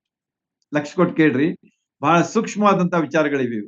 ಈ 10 ವಚನಗಳಲ್ಲಿ ಬಹಳಷ್ಟು ವಿಷಯಗಳಿರುವ ಕಾರಣ ಲಕ್ಷ ಕೊಟ್ಟು ಕೇಳಿದ್ರೆ ನಿಮ್ಗೆ ಅದರ ಅರ್ಥ ಆಗ್ತದೆ, ನೆನಪುಳಿತದೆ. ಯೇಸು ಸ್ವಾಮಿ ಒಂದ್ ವೇಳೆ ಆ ಒಂದು ನಿರ್ಣಯ ಕೊಟ್ಬಿಟ್ಟಿದ್ರೆ ಅದನ್ನ ಅವ್ರೇನ್ ಹೇಳ್ತಾ ಇದ್ರು ಅಂತಂದ್ರೆ ರೋಮನ್ ಗವರ್ಮೆಂಟ್ ಕೊಡುವಂತಹ ಈ ಒಂದು ನಿರ್ಣಯವನ್ನ ಇವನು ಕೊಡ್ತಾ ಇದ್ದಾನೆ, ಆದ ಕಾರಣ ಇವನು ಬಂಧಿಸಿ ಅಂತ ಹೇಳ್ಬಿಡ್ತಾ ಇದ್ರು. ಎರಡನೇದಾಗಿ ಅಂದ್ರೆ ಈ ಧರ್ಮಶಾಸ್ತ್ರಕ್ಕನುಸಾರವಾಗಿ ನೋಡುವಾಗ ಧರ್ಮಶಾಸ್ತ್ರವನ್ನ ನೇರವಾಗಿ ಇದನ್ನು ಮುರಿತಾ ಇದ್ದಾನೆ ಎಂಬಂತ ರೀತಿಯಲ್ಲಿ ಅವರು ಹೇಳುವುದಕ್ಕೆ ಅವರಿಗೆ ಆಸ್ಪದ ಇತ್ತು ಅಂತ ಹೇಳಿ ನಮಗ ಇಲ್ಲಿ ತಿಳಿದು ಬರ್ತಾರೆ. ನೀವ್ ಹೆಂಗ್ ಹೇಳ್ತೀರಿ ಅಂತಂದ್ರೆ ಇದೇ ಪುಸ್ತಕದ 5ನೇ ಅಧ್ಯಾಯದಲ್ಲಿ 39ರಿಂದ 47 ವಚನಗಳಲ್ಲಿ ನೀವು ಓದ್ರಿ, ಸಮಯ ಇಲ್ಲ, ಜಸ್ಟ್ ಓದ್ರಿ. ನಾನು ಹೇಳ್ತಾ ಇದ್ದೇನೆ, 5ನೇ ಅಧ್ಯಾಯ ಯೋಹಾನ್ ಸುವಾರ್ತೆ 39ರಿಂದ 47 ವಚನಗಳಲ್ಲಿ ಯಾವ ರೀತಿಯಾಗಿ ಯೇಸು ಸ್ವಾಮಿಯ ಅಂದ್ರೆ ಒಂದು ಮಾತಿನ ಚಕಮಕಿಯಲ್ಲಿ ನಡೀತದೆ ಅಂತ ಹೇಳಿ ನಿಮ್ಗೆ ಗೊತ್ತಾಗ್ತದೆ. ಅಂದ್ರೆ there is lot of explanations. ಮಾತಿನ ಚಕಮಕಿ ಅಂತ ಹೇಳಿ ಯಾಕೆ ಹೇಳ್ತಾ ಇದ್ದಾರೆ, ಅಷ್ಟೇ ವಿಶೇಷವಾದ ರೀತಿಯಲ್ಲಿ ಯೇಸು ಸ್ವಾಮಿ ಅವರ ಪ್ರಶ್ನೆಗಳಿಗೆ ಅಲ್ಲಿ ಉತ್ತರ ಕೊಡುವುದನ್ನ ನೀವು ಓದ್ತೀರಿ. ಬಹಳ ಸುಂದರವಾದಂತ ಪರಿಚ್ಛೇದ, ಅದನ್ನು ಓದ್ರಿ. ಆಗ ನಿಮ್ಗೆ ಗೊತ್ತಾಗ್ತದೆ ಏನಂತ ಹೇಳಿ, ಅವ್ರು ಯಾವ ರೀತಿಯಾಗಿ ಯೇಸು ಸ್ವಾಮಿನ ಹಿಡಿಲಿಕ್ಕೆ ಪ್ರಯತ್ನ ಮಾಡ್ತಾ ಇದ್ರು ಮತ್ತು ಈ ಸಂದರ್ಭವನ್ನು ಯಾಕೆ ಅವ್ರು ಹುಡುಕೊಂಡ್ ಬಂದ್ರು ಅಂತ ಹೇಳಿ ನಿಮ್ಗೆ ಅದರ ಅರ್ಥ ಆಗ್ತದೆ. 5ನೇ ಅಧ್ಯಾಯ 39ರಿಂದ 47. ಅವರು ಪ್ರಯತ್ನಿಸಿದ್ರು, ಆದ್ರೆ ಅಲ್ಲಿ ಅವರಿಗೆ ಯಶಸ್ಸು ಸಿಕ್ಕಿರ್ಲಿಲ್ಲ. ಯಾಕಂದ್ರೆ ಯೇಸು ಸ್ವಾಮಿ ಅಷ್ಟೇ ಸ್ಪಷ್ಟವಾದ ರೀತಿಯಲ್ಲಿ ಅವರ ಪ್ರಶ್ನೆಗಳಿಗೆ ಉತ್ತರವನ್ನ ಕೊಟ್ಟದ್ದು ನಮಗೆ ಅಲ್ಲಿ ಕಂಡು ಬರ್ತದೆ. ಈ ರೀತಿಯಾಗಿ ಅವರಿಗೆ ಏನಾಯ್ತು ಅಂತಂದ್ರೆ, ಈ 5ನೇ ಅಧ್ಯಾಯ 39ರಿಂದ 40 ವಚನಗಳಲ್ಲಿ ಅವರು ಸೋತ ಹಾಗೆ ಅವರಿಗೆ ಒಂದು ಆಹ್ವಾನ ಉಂಟಾಯ್ತು. That became a challenge. ಯಾವ ರೀತಿಯಾಗಿ ಯೇಸು ಸ್ವಾಮಿಯನ್ನು ನಾವು ಹಿಡಿಬೇಕು. ಈಗ ನಾವು ಸೋತ್ ಬಿಟ್ಟಿವಿ. 5ನೇ ಅಧ್ಯಾಯ 39-40 ವಚನಗಳಲ್ಲಿ ನಾವು ಸೋತ್ ಬಿಟ್ಟಿವಿ. We are defeated, but somehow we have to win. So it's a challenge to us ಅಂತ ಹೇಳಿ ಒಂದು ಆಹ್ವಾನದಾಯಕವಾದಂತ ಸ್ಥಿತಿಯನ್ನ ಅವರು ಎದುರಿಸಬೇಕಾದ ಕಾರಣ ಯೇಸು ಸ್ವಾಮಿಯನ್ನ ಇಂಥ ಸಂದಿಗ್ಧವಾದ ಸ್ಥಿತಿಯಲ್ಲಿ ಸಿಕ್ಕಿಸ್ಬೇಕಂತ ಹೇಳಿ ಅವ್ರು ಪ್ರಯತ್ನ ಮಾಡ್ತಾ ಇದ್ದಾರೆ. ನೋಡ್ರಿ, ಕಲ್ಲು ಹಾಕಿರಿ ಅಂದ್ರೆ ಒಂದು, ಕಲ್ಲು ಹಾಕ್ಬೇಡ್ರಿ ಅಂತಂದ್ರೆ ಮತ್ತೊಂದು. ನಾವ್ ಎದುರಿಸೋದಿಲ್ಲ, ನೆನ್ಪಿಟ್ಕೊಡ್ರಿ. ಇಂಥ ಒಂದು ಸ್ಥಿತಿಯಲ್ಲಿ ಯೇಸು ಸ್ವಾಮಿ ಏನಾಗಿದ್ದಾರೆ? ಜ್ಞಾನದ ನಿಧಿ ಮತ್ತು ಜ್ಞಾನ ವಿವೇಕಗಳ ನಿಕ್ಷೇಪವನ್ನ ಅಡಗಿಸಿಕೊಂಡ ಕ್ರಿಸ್ತನು ಎಂಬುದಾಗಿ ನಮಗ ಕೊಲೊಸ್ಸೆ 2ನೇ ಅಧ್ಯಾಯ 3ನೇ ವಚನ. ಬಹಳ ಒಳ್ಳೆಯ ವಚನ, ನೆನಪಿಟ್ಕೊಡ್ರಿ. ಕೊಲೊಸ್ಸೆಯವರು ಬರೆದ ಪತ್ರದ ಬಹಳಷ್ಟು ಸುಂದರವಾದಂತಹ ವಚನಗಳಿವೆ. ಅದರಲ್ಲಿ ಇದು ಒಂದು. ಚಾಪ್ಟರ್ 2 ವರ್ಸ್ 3 ಯೇಸು ಸ್ವಾಮಿಯ ಬಗ್ಗೆ ಅದು ಹೇಳ್ತದೆ. ಏನಂತ ಹೇಳಿ, ಜ್ಞಾನ ವಿವೇಕಗಳ ನಿಕ್ಷೇಪವನ್ನ ಅಡಗಿಸಿಕೊಂಡ ಕ್ರಿಸ್ತನು ಎಂಬುದಾಗಿ ಅಲ್ಲಿ ಹೇಳಲ್ಪಟ್ಟಿದೆ. ಅಂದ್ರೆ ಇಟ್ ಈಸ್ ವೆರಿ ಕ್ಲಿಯರ್. ಜ್ಞಾನ ಮತ್ತು ವಿವೇಕ ಅವು ಎಲ್ಲಿವೆ ಅಂತಂದ್ರೆ ಯೇಸು ಸ್ವಾಮಿಯಲ್ಲಿ. ಜ್ಞಾನ ನಿಧಿ ಟ್ರೆಜರ್ ಅವನಲ್ಲಿ ಇವೆ ಅಂತ ಹೇಳಿ ನಮಗ ತಿಳಿದ್ಬರ್ತದೆ. ಆದ ಕಾರಣ ಯೇಸು ಸ್ವಾಮಿಯಲ್ಲೇ ಇಷ್ಟೆಲ್ಲ ಇರುವಾಗ ಅವನು ಈ ಒಂದು ಸನ್ನಿವೇಶವನ್ನು ಅಷ್ಟೇ ಅದ್ಭುತವಾದ ರೀತಿಯಲ್ಲಿ ನಿಭಾಯಿಸ್ತಾ ಇದ್ದಾನೆ. 2 ಆಪ್ಷನ್ಸ್ ಗಳನ್ನು ಮುಂದಿಟ್ಟುಕೊಂಡು ಆತನು ನಿಭಾಯಿಸುವಂತಹ ರೀತಿಯನ್ನ ನೀವು ನೋಡಿದರೆ ಅದ್ಭುತ, ನಿಜವಾಗಿಯೂ ಅದ್ಭುತ ಆತನು. ಮತ್ತು ಕೃಪೆ ಧರ್ಮಶಾಸ್ತ್ರದ ಒಂದು ವ್ಯತ್ಯಾಸವನ್ನು ಸಹ ಅಲ್ಲಿ ಯೇಸು ಸ್ವಾಮಿ ನಮಗ ತಿಳಿಸಿಕೊಡ್ತಾ ಇದ್ದಾರೆ. ಈ ಮುಂದಿನ ಅವರ ಮಾತಿನ ಅರ್ಥ ನಾವು ಮಾಡಿಕೊಳ್ಳುವಾಗ ಈ ರೀತಿಯಾಗಿ ಆ ಸ್ತ್ರೀಯ ಮೇಲೆ ನ್ಯಾಯ ನಿರ್ಣಯಿಸುವಂತಹ ಅವರ ಯಾರು ತಪ್ಪರಿಸ್ಲಿಕ್ಕೆ ಬಂದಿದ್ರು, ಅಂದ್ರೆ ನ್ಯಾಯ ಮಾಡ್ಲಿಕ್ಕೆ ಬಂದಿದ್ರು, ಕಲ್ ಹಾಕ್ತೀವಿ ಅಂತ ಹೇಳಿ ನ್ಯಾಯ ಹೇಳಲಿಕ್ಕೆ ಬಂದಿದ್ರು, ಅವರ ಕೈಯಲ್ಲಿ ಯೇಸು ಸ್ವಾಮಿ ಅದನ್ನ ಕೊಡುವುದಿಲ್ಲ. ಮೊದಲೇ ಮಾತು. ಎರಡನೇದಾಗಿ ಅವರು ಅವರ ನ್ಯಾಯ ತೀರ್ಪಿಗೆ ಒಳಪಡಿಸಿದಂತಹ ವಿಚಾರವನ್ನ ಯೇಸು ಸ್ವಾಮಿಯಲ್ಲಿ ಮಂಡಿಸ್ತಾ ಇದ್ದಾರೆ. ನೋಡ್ರಿ, ಅವರ ನ್ಯಾಯ ತೀರ್ಪಿಗೆ ಒಳಗಾಗದಂತಹ ಒಂದು ರೀತಿಯಲ್ಲಿ ಯೇಸು ಸ್ವಾಮಿ ಈ ಒಂದು ಮಾತನ್ನ ಹೇಳ್ತಾ ಇದ್ದಾರೆ. ಯಾಕಂದ್ರೆ ಯೇಸು ಸ್ವಾಮಿಗೆ ಅವ್ರ ಕೈಯಲ್ಲಿ ಕೊಡುವುದಕ್ಕೆ ಮನಸ್ಸಿರ್ಲಿಲ್ಲ. ಆದ ಕಾರಣ ಯೇಸು ಸ್ವಾಮಿ ಈ ಒಂದು ಮಾತನ್ನ ಹೇಳಿ ಅವರ ಎಲ್ಲಾ ಪ್ರಶ್ನೆಗಳಿಗೆ, ಅವರ ಎಲ್ಲಾ ಆಹ್ವಾನಕ್ಕೆ ಒಂದು ಏಟ್ ಕೊಡ್ತಾನ ಅಂತ ಹೇಳಿ ಹೇಳ್ಬೋದು. ಅಂದ್ರೆ ಅಷ್ಟೇ ಶಾರ್ಪ್ ಆಗಿ ಯೇಸು ಸ್ವಾಮಿ ಉತ್ತರ ಕೊಡ್ತಾರ ಅಂತ ಹೇಳಿ ಹೇಳ್ಬೋದು. ಓಕೆ, ನಾವು ಬೇಗ ನೋಡೋಣ. ಯೇಸು ಸ್ವಾಮಿ 6ನೇ ವಚನಕ್ಕೆ ಬರುವಾಗ, ಆತನ ಮೇಲೆ ತಪ್ಪರಿಸುವುದಕ್ಕೆ ಏನಾದ್ರೂ ಒಂದು ನಿಮಿತ್ತ ಬೇಕಾದದ್ರಿಂದ ಈತನ ಏನನ್ನುತ್ತಾನ ನೋಡೋಣ ಎಂದು ಹಾಗೆ ಕೇಳಿದ್ರು. ಆಗ ಯೇಸು ಬಗ್ಗಿಕೊಂಡು ಬೆರಳಿನಿಂದ ನೆಲದ ಮೇಲೆ ಬರೆಯುತ್ತಾ ಇದ್ದನು. ಅವರು ಆತನನ್ನ ಬಿಡದೆ ಕೇಳುತ್ತಿರುವಾಗ ಆತನು ನೆಟ್ಟಗೆ ಕೂತ್ಕೊಂಡು ಅವರಿಗೆ, ನಿಮ್ಮಲ್ಲಿ ಪಾಪವಿಲ್ಲದವನು ಯಾರೋ ಅವನೇ ಮೊದಲು ಆಕೆಯ ಮೇಲೆ ಕಲ್ಲನ್ನು ಹಾಕಲಿ ಎಂಬುದಾಗಿ ಯೇಸು ಸ್ವಾಮಿ ಹೇಳ್ಬಿಟ್ರಿ. ನೋಡ್ರಿ, ಮೇಲಿನ ಮೇಲೆ ಕೇಳ್ತಾ ಇದ್ದಾರೆ. ಅವ್ರಿಗೆ ಅಲ್ಲಿ ನಿಮ್ಗೆ ಹೇಳಿದಲ್ಲ ಏನಂತ ಹೇಳಿ, ಅವರು ಆತನನ್ನು ಬಿಡದೆ ಕೇಳುತ್ತಾ ಇರುವಾಗ, ಬಿಡದೆ ಅಂತ ಒಂದೇ ಸಮನೆ ಅವರು ಕೇಳ್ತಾ ಇದ್ದಾರೆ. ಆದ್ರೆ ಯೇಸು ಸ್ವಾಮಿ ಅಷ್ಟೇ ಶಾಂತವಾದ ರೀತಿಯಲ್ಲಿ ತಮ್ಮ ಒಂದು ಮನೋಸ್ಥಿತಿಯನ್ನ ಅವರು ಕಾಯ್ದುಕೊಂಡಿದ್ದಾರೆ. ಅವರು ಕೂಡಲೇ ತ್ವರಿತವಾಗಿ ಉತ್ತರ ಕೊಡ್ಲಿಲ್ಲ. ಅಲ್ಲಿ ನೀವು ಕೇಳ್ತಾ ಇದ್ದೀರಿ, ಆಗಲಿ ತೋರಿದ್ರ ಉತ್ತರ ಅಂತೇಳಿ ಹೇಳಿಲ್ಲ. Is waiting for the time. ಸರಿಯಾದ ಸಮಯಕ್ಕೆ ಉತ್ತರ ಕೊಡ್ಬೇಕಾದದ್ದು ಬಹಳ ಅವಶ್ಯ. ಆದ ಕಾರಣ ಯೇಸು ಸ್ವಾಮಿ ಆ ಸಮಯ ತನಕ ತಡೆದು ಅವ್ರು ಏನ್ ಹೇಳಿದ್ರು ಅಂತಂದ್ರೆ, ನಿಮ್ಮಲ್ಲಿ ಯಾರು ಪಾಪವಿಲ್ಲದವರು ಅವರು ಆಕೆಯ ಮೇಲೆ ಕಲ್ಲು ಹಾಕಲಿ ಅಂತ ಹೇಳಿ ಒಂದೇ sentence answer. It is not A elaborate answer, but it was one sentence answer ಎಂಬುದಾಗಿ ನಮಗೆ ಇಲ್ಲಿ ಕಂಡು ಬರ್ತದೆ. ನೋಡ್ರಿ, ಅವರು ಮಾಡುವಂತ ರೀತಿ ಬಹಳ ಒಂದು ದೊಡ್ಡದನ್ಸ್ತಾ ಇದೆ. ಈಗ ಯೇಸು ಸ್ವಾಮಿ ಹೆಂಗ ಇದನ್ನ ಸಾಲ್ವ್ ಮಾಡ್ತಾನೆ ಅಥವಾ ಇದಕ್ಕೆ ಹೆಂಗ್ ಉತ್ತರ ಕೊಡ್ತಾನೆ, ನಾವು ನೋಡೇ ಬಿಡೋಣ, ಇವನ್ ಮಾತಿನಲ್ಲಿ ಸಿಗಿಸಿ ಇವತ್ತವನನ್ನ ಬಂಧಿಸಿ ಬಿಡೋಣ ಅನ್ನುವಂತ ಒಂದು ವಿಚಾರದಿಂದ ಬಂದಾಗ ಯೇಸು ಸ್ವಾಮಿ ಒಂದೇ ವಾಕ್ಯದಲ್ಲಿ ಅವರಿಗೆ ಉತ್ತರ ಕೊಟ್ಟು ಅವರ ಬಾಯಿಯನ್ನ ಆತನು ಬಂದ್ ಮಾಡ್ತಾನೆ ಅಂತ ಹೇಳಿ ನಾವು ಹೇಳ್ಬೋದು. ಅವ್ರಿಗೆ ಏನ್ ಹೇಳ್ದ ಅಂತಂದ್ರೆ, ನಿಮ್ಮಲ್ಲಿ ಯಾರು ಪಾಪ ನಿಮ್ಮಲ್ಲಿ ಯಾರಲ್ಲಿ ಪಾಪ ಇಲ್ಲವೋ ಅವರೇ ಆಕೆಯ ಮೇಲೆ ಕಲ್ಲು ಹಾಕ್ಲಿ ಎಂಬುದಾಗಿ ಯೇಸು ಸ್ವಾಮಿ ಆ ನೆಲದ ಮೇಲೆ ಬೆರಳುಗಳಿಂದ ಬರೆಯಲಿಕ್ಕೆ ಶುರು ಮಾಡ್ದ ಅಂತ ಹೇಳಿ ನಮಗ ಅಲ್ಲಿ ತಿಳಿಸ್ತದೆ. ಈಗ ನಮಗ ಸ್ವಲ್ಪ ಇಂಟ್ರೆಸ್ಟಿಂಗ್ ಅಂತಂದ್ರೆ, ಯೇಸು ಸ್ವಾಮಿ ಬೆರಳುಗಳಿಂದ ಆ ನೆಲದ ಮೇಲೆ ಯಾಕೆ ಬರೆದ ಅಂತ ಹೇಳಿ ಅದರ ಎಕ್ಸ್ಪ್ಲನೇಷನ್ ಇಲ್ಲ.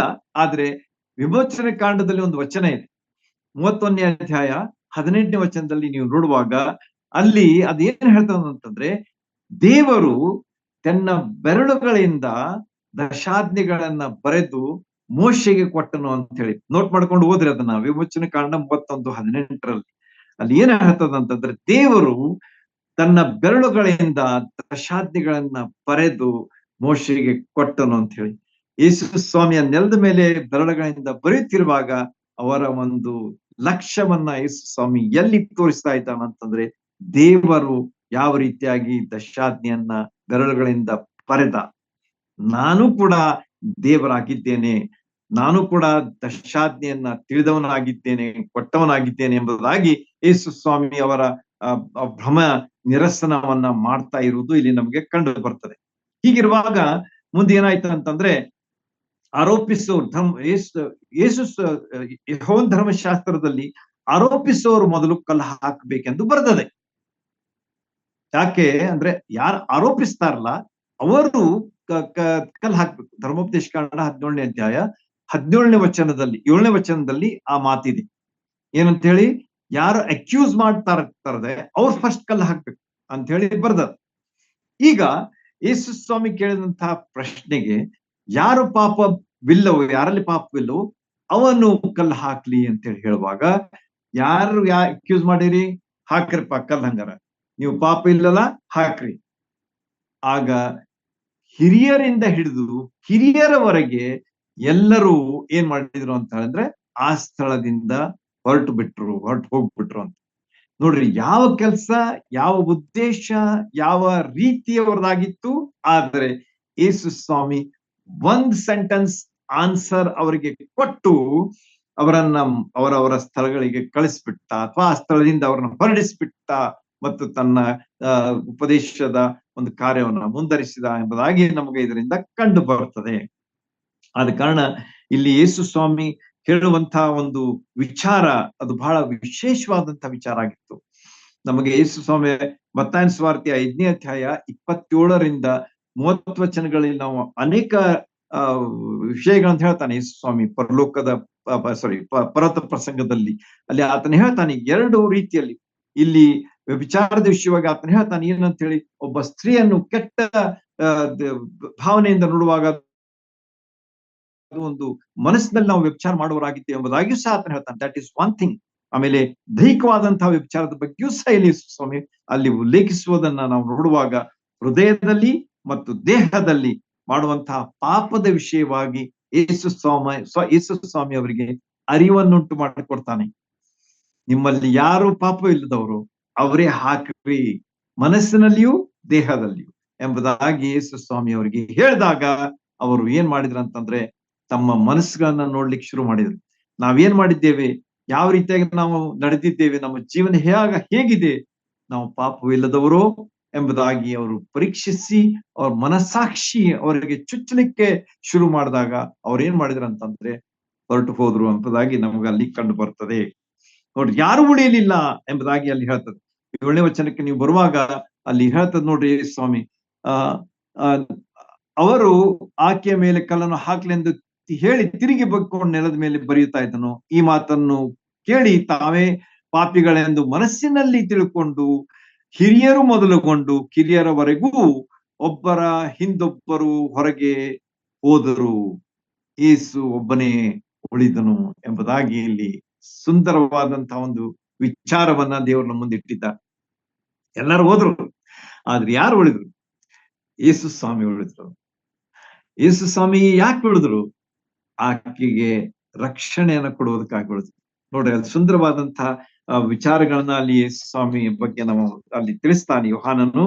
ಯಾರು ಉಳಿಲಿಲ್ಲ, ಆದ್ರೆ ಯೇಸು ಸ್ವಾಮಿಯವರು ಅಲ್ಲಿ ಉತ್ತರ ಕೊಡುವುದರ ಮೂಲಕವಾಗಿ ಅವರು ಸ್ಪಷ್ಟೀಕರಣ ಅವ್ರಿಗೆ ಸಿಕ್ಕ ಮೇಲೆ ಅವ್ರು ಏನಾದ್ರು ಅಂತ ಹೇಳಿ ಅಲ್ಲಿಂದ ಹೊರಟು ಹೋದ್ರು. ಯೇಸು ಸ್ವಾಮಿ ಒಬ್ಬರೇ ಉಳಿದರು ಎಂಬುದಾಗಿ ನಮಗ ಅಲ್ಲಿ ಕಂಡು ಬರ್ತದೆ.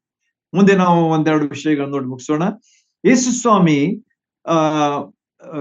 ನೆಲದ ಮೇಲೆ ಬೆರಳುಗಳಿಂದ ಬರೆದನ ಅಂತ ಹೇಳಿ ಬರ್ತದಲ್ಲ, 2 ಸಾರಿ ಬರೀತಾನ ಅದನ್ನು. ಈ ಹಲವು ವಚನಗಳಲ್ಲಿ ಯೇಸು ಸ್ವಾಮಿ ಬರೀತಾ ಇರ್ತಾನೆ, ಆಮೇಲೆ ಆ ಪ್ರಶ್ನೆಗೆ ಉತ್ತರ ಕೊಟ್ಟ ಮೇಲೆ ಮತ್ತೆ ಬರೆಯಲಿಕ್ಕೆ ಶುರು ಮಾಡ್ತಾನೆ. These are the only 2 instances in the word of God where Jesus writes. Yesu Swami ಬರೆದಿರುವಂತದಾಗಿ ಹೇಳುವಂತಹ ವಿಷಯ ಅಥವಾ ವಿಚಾರ ಕೇವಲ 2 ಸಾರಿ ಮಾತ್ರ ಇದೆ.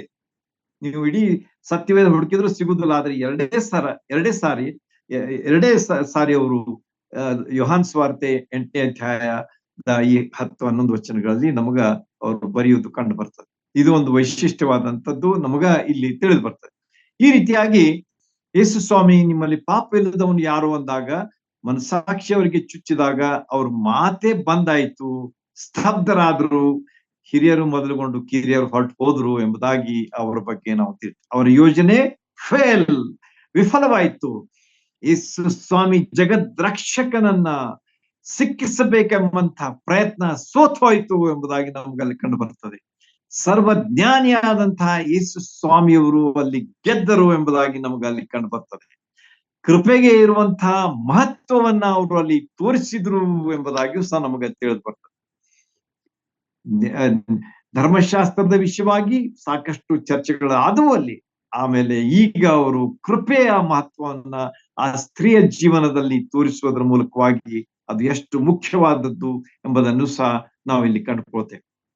ಆಗ ಯೇಸು ಸ್ವಾಮಿ ಆ ಸ್ತ್ರೀ ಕೇಳ್ತಾರೆ, ನಿನ್ನ ಮೇಲೆ ತಪ್ಪುವರಿಸುವವರು ಎಲ್ಲಿದ್ದಾರೆ? ನಿನಗೆ ಯಾರು ಶಿಕ್ಷೆ ವಿಧಿಸ್ಲಿಲ್ಲವೋ ಎಂದು ಆಕೆಯನ್ನ ಕೇಳಿದಾಗ, ಆಗ ಆಕೆ ಹೇಳಿದಂತಹ ಮಾತು ಸಹ ಅಷ್ಟೇ ವಿಶೇಷವಾಗಿತ್ತು ನೋಡ್ರಿ. ಆಕೆ ಏನ್ ಹೇಳ್ತಾಳ ಅಂತಂದ್ರೆ, ಸ್ವಾಮಿ ಅಂತ ಹೇಳ್ತಾಳ ಆಕೆ. ನಿನಗೆ ಯಾರು ಶಿಕ್ಷೆ ವಿಧಿಸಿದ್ರು ಎಂದಾಗ ಆಕೆಯು ಯಾರೂ ಇಲ್ಲ ಸ್ವಾಮಿ ಅಂದಳು ಅಂತ ಹೇಳಿ ನಮಗ ಅಲ್ಲಿ 10ನೇ ವಚನದಲ್ಲಿ ಆಕೆ ಹೇಳುವುದು ನಮ್ಗೆ ಕಂಡು ಬರ್ತದೆ. ಆ ಸ್ತ್ರೀಯು ಕೆಟ್ಟ ಸ್ತ್ರೀ ಆಗಿದ್ದಳು ನಿಜ, ಆದ್ರೆ ಯೇಸು ಸ್ವಾಮಿಯನ್ನ ಆಕೆ ಸ್ವಾಮಿ ಎಂಬುದಾಗಿ ಸಂಬೋಧಿಸುವಾಗ ಆಕೆಯಲ್ಲಿ ಆದಂತಹ ಬದಲಾವಣೆಯನ್ನ ನಾವು ಕಾಣ್ತೇವೆ. The transformation that took place in the life of that woman. ಆಕೆ ಯೇಸು ಸ್ವಾಮಿಯನ್ನ ನನ್ನ ಸ್ವಾಮಿ, ನನ್ನ ಲಾರ್ಡ್ ಎಂಬುದಾಗಿ ಇಂಗ್ಲಿಷ್ ನಲ್ಲಿ ಸುಂದರವಾದಂತಹ ಪದ ಪ್ರಯೋಗ ಇದೆ. ಲಾರ್ಡ್ ಎಂಬುದಾಗಿ ಅಲ್ಲಿ ಆಕೆ ಯೇಸು ಸ್ವಾಮಿಯನ್ನ ಸ್ವೀಕಾರ ಮಾಡ್ತಾಳೆ. ಆಗ ಯೇಸು ಸ್ವಾಮಿ ಹೇಳ್ತಾರೆ ಆಕೆಗೆ ಏನಂತ, ನಾನು ನಿನಗೆ ಶಿಕ್ಷೆ ವಿಧಿಸೋದಿಲ್ಲ, I will also not condemn you. ಯಾಕಂದ್ರೆ ಶಿಕ್ಷೆ ವಿಧಿಸುವುದು ನನ್ನ ಕೆಲಸ ಅಲ್ಲೇ ಅಲ್ಲ ಮೊದಲೇದಾಗಿ. ಯಾಕಂದ್ರೆ ನಾನು ರೋಮನ್ ಇವಲ್ಲ, ಸರ್ಕಾರದವಲ್ಲ. ಆದ್ರೆ ನಾನು ನಿನ್ನ ಮೇಲೆ ನಿನಗೆ ಶಿಕ್ಷೆ ಹೊರಿಸುವುದಿಲ್ಲ, ನಿನ್ನ ಮೇಲೆ ತಪ್ಪು ಹೊರಿಸುವುದಿಲ್ಲ. ಆಮೇಲೆ ಏನ್ ಮಾಡ್ತೀನಿ ಅಂತಂದ್ರೆ, ನಿನಗೆ ಒಂದು ವಾರ್ನಿಂಗ್ ಕೊಡ್ತೇನೆ. That is very important. ನಾನು ನಿನಗೆ ತಪ್ಪು ಹೊರಿಸುವುದಿಲ್ಲ ಅಂತ ಹೇಳಿ ಅಥವಾ ನಿನ್ನನ್ನು ಶಿಕ್ಷಿಸುವುದಿಲ್ಲ ಅಂತ ಹೇಳಿ ನೀನು ಅದನ್ನ ತಪ್ಪು ಅರ್ಥ ಮಾಡಿಕೊಂಡು ನೀನು ನಿನ್ನ ಹಳೆ ಜೀವನಕ್ಕೆ ಹೋಗುವಂಗಿಲ್ಲ. ಆದ್ರೆ ಒಂದು ವಿಷಯ ನೀನ್ ನೆನ್ಪಿಟ್ಕೋ, ಏನಂತೇಳಿ, ಇನ್ಮೇಲೆ ಪಾಪ ಮಾಡಬೇಡ, ಇನ್ನು ಮೇಲೆ ಪಾಪ ಮಾಡಬೇಡ. Henceforth you are a new creation. 2 ಕೊರಿಂಥ 5:17 ನಾವು ನೋಡುವಾಗ, ಯಾರಾದ್ರೂ ಯಾವನಾದ್ರೂ ಕ್ರಿಸ್ತನಲ್ಲಿದ್ದರೆ ಅವನು ನೂತನ ಸೃಷ್ಟಿ, ಹಳೆಯದೆಲ್ಲವೂ ಹೋಯ್ತು, ಎಲ್ಲವೂ ಹೊಸದಾಯಿತು ಎಂಬುದಾಗಿ ನಮಗ ಸ್ಪಷ್ಟವಾಗಿ ಪೌಲನ ಪತ್ರದಲ್ಲಿ ನಾವು ಕಾಣ್ತೀವಿ.